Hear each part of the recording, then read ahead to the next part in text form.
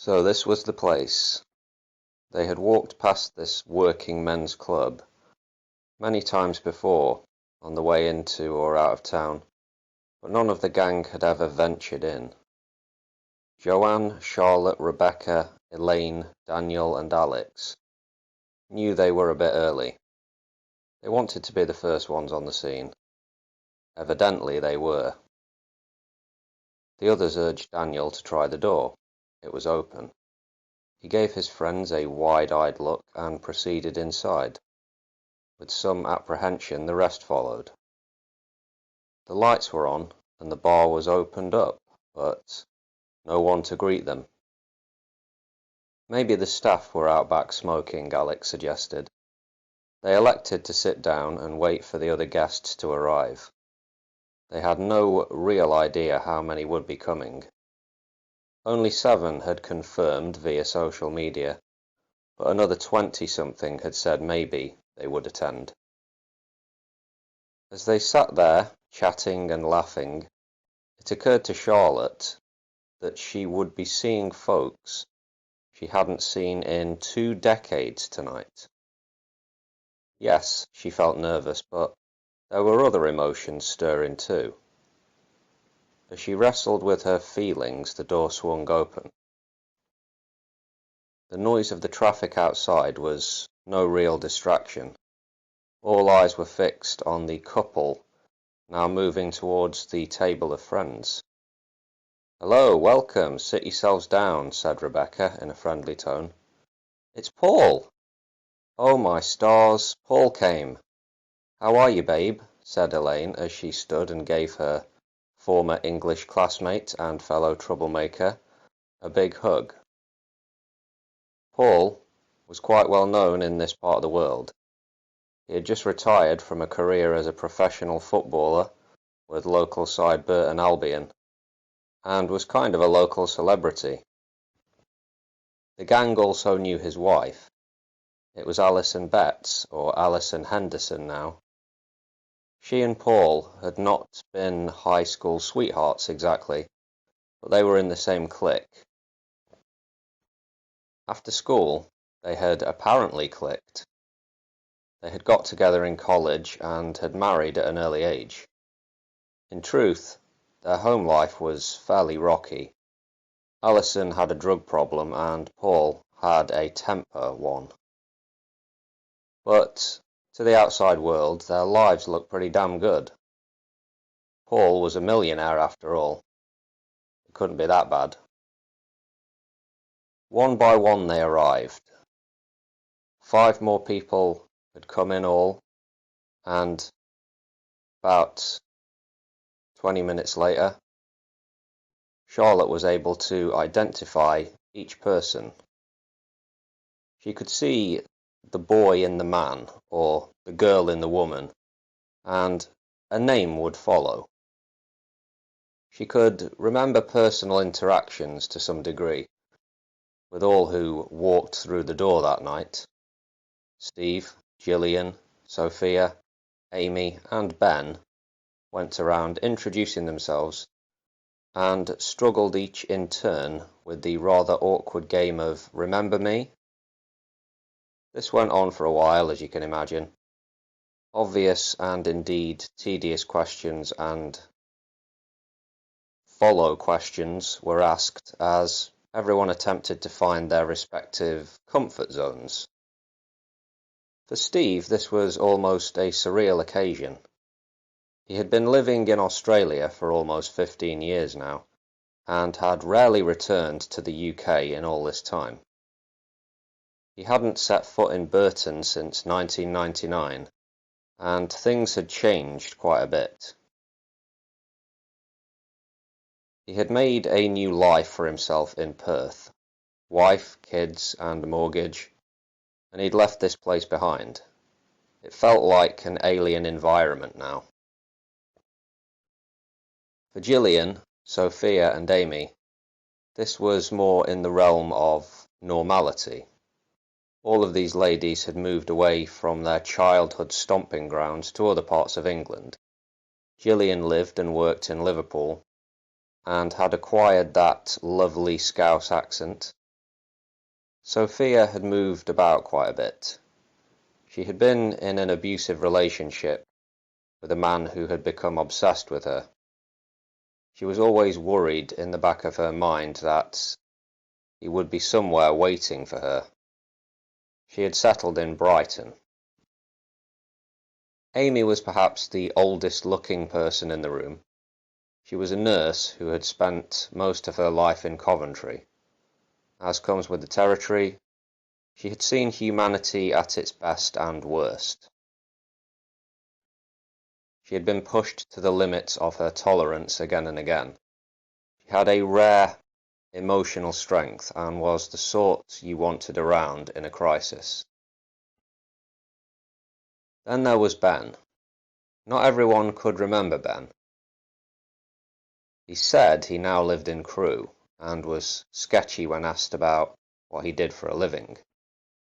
Charlotte could remember Ben. He had been given a very hard time in school. He had been a fairly small boy and a late developer, which had given him a complex. He had a small circle of friends who used to get into trouble frequently for using drugs and abusing solvents.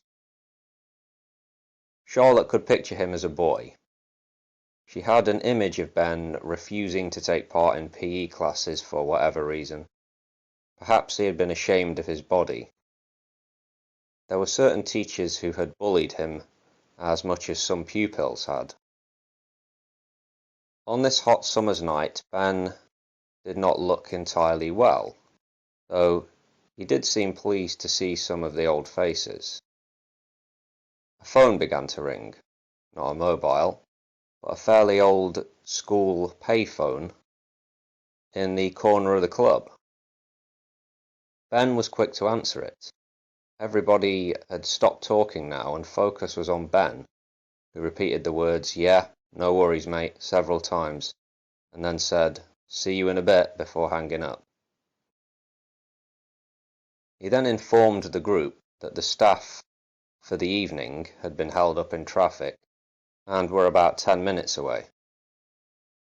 Ben smiled and shrugged his shoulders before sitting back down next to Amy.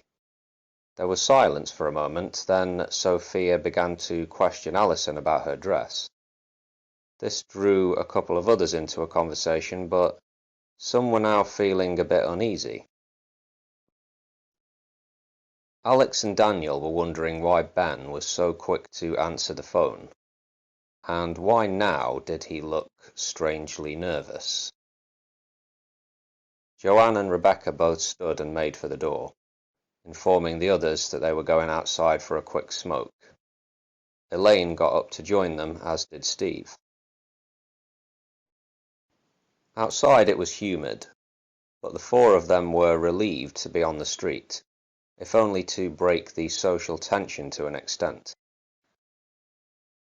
The ladies were curious to ask Steve about what life was like down under, and he was very forthcoming. Steve wasn't the most confident guy, but had a certain charm. Elaine had clearly taken a shine to him. Their paths had rarely crossed back in the day, but they were hitting it off. Elaine was a single mum, divorced twice. She had seen trouble for sure. Despite this, she hadn't lost her sense of humour or her girlish spirit. Steve remembered Joanne and Rebecca as inseparable friends at school. Nice girls, but shy. Apparently they were still close from what he could observe. He found this endearing. Joanne and Rebecca went back inside first, leaving Elaine and Steve to continue chatting. Elaine told Steve that she wished that she had gotten out of the country when she still had youth on her side. She might have avoided several crappy relationships if she had. Steve was quick to point out that she wasn't old yet and could do what she wanted. But Elaine had her kids to think about, who were settled into school. One was just a couple of years away from those all-important exams. Listening to her speak, Steve was reminded of many a conversation he had had. People held on to their dreams long after they had given up any realistic desire to pursue them. It was like an indulgence of sorts. But the truth was that Elaine could change her life if she really wanted to. It wouldn't be easy or straightforward by any means, but it was possible. The biggest obstacle was in her own head. As Elaine and Steve went back inside, they noticed 3 men standing silently on the other side of the street, looking at them in a way that could be described as menacing. Steve closed the door behind them, and they rejoined the group, who had now moved closer to the bar itself. An alarm bell went off in Elaine's head. She recognized one of the men that she had just seen. A 21-year-old memory pushed forward to the front of her mind. It was not a pleasant one. She had been accosted by 2 boys outside the girls' toilet on B block. One of them had deliberately distracted her, while the other fished around in her left pocket.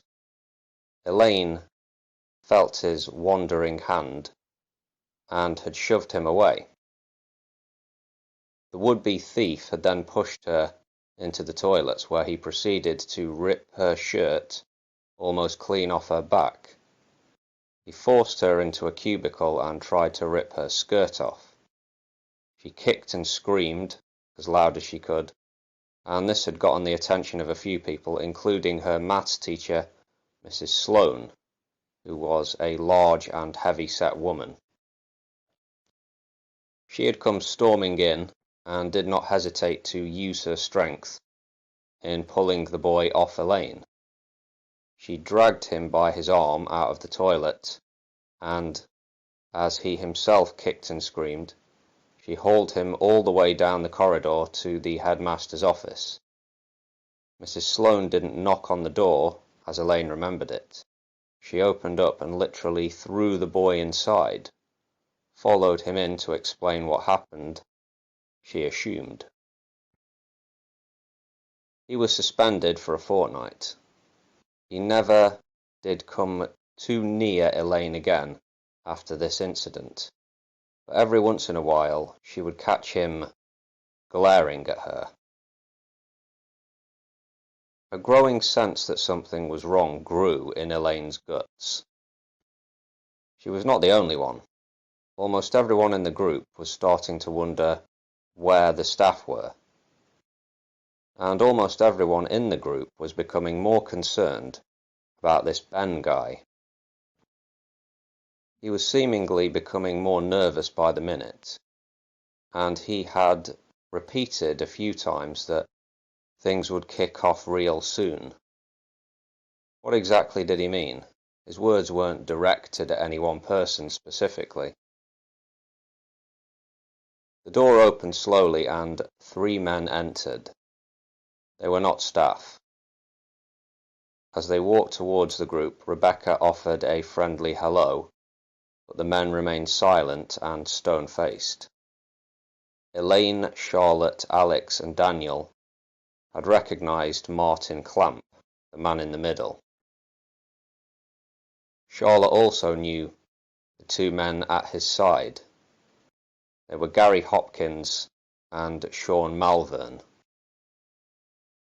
Clamp calmly undid his jacket and pulled out a handgun. A grim silence seized the room. Hopkins now revealed a large hunting knife, as did Malvern. A smile began to creep across the face of Martin Clamp as he looked from one terrified face to the next. "Happy 20th high school reunion, everyone," he said in a bitterly sarcastic voice. "Anyone tries to run for the door, anyone who comes at me or one of my associates here gets a fucking bullet. You get me?"